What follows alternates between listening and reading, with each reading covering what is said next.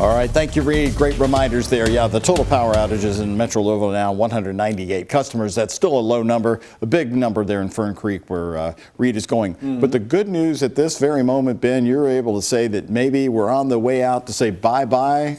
Bye-bye early winter storm. It's tapering off now, so the ice threat is going to be diminishing. Now, we're not completely out of the woods because some of the wind gusts tonight will be up to around 30 miles per hour, and for tomorrow afternoon, too, that could aggravate some of the issues with our power outages in some spots, especially where we've got about 1/4 of an inch, maybe just a little bit more than that, maybe 1/3 of an inch of ice from Bullitt County south, especially. A live look at Scottsburg, one of our only cameras that's not iced over, thanks to more snow to the north of Louisville, and the latest snowfall reports around 6 to 9 inches. 9 inches officially at Louisville Airport today. That's the highest daily amount since 1998, the third snowiest January day on record. So the winter storm will continue with light freezing drizzle overnight. Watch just walking out your door, slick sidewalks, handrails, and all of that stuff, driveways. 1 to 3 inches of additional snow will come through in a batch tomorrow morning through the mid-morning, so that could recover up the roads and have the road crews busy once again for us.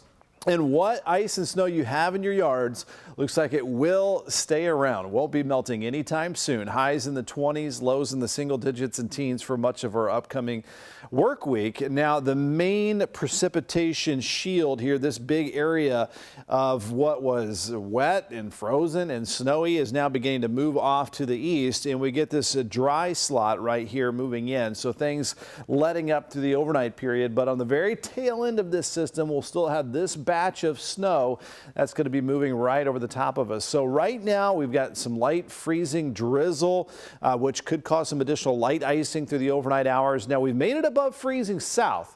I've heard some road conditions are looking a lot better down this direction. 33 in Munfordville, Columbia at 34 degrees, but down to the mid-upper 20s with snow and sleet up around Seymour, Highway 50 in Indiana. As we zoom in, we've got the multiple colors here indicating some light sleet, light icing to snow to the north as you head towards Bedford and Seymour, and then to a cold rain and mist and drizzle to the far south towards southern Kentucky. So winter storm warning continues until 7 p.m. tomorrow.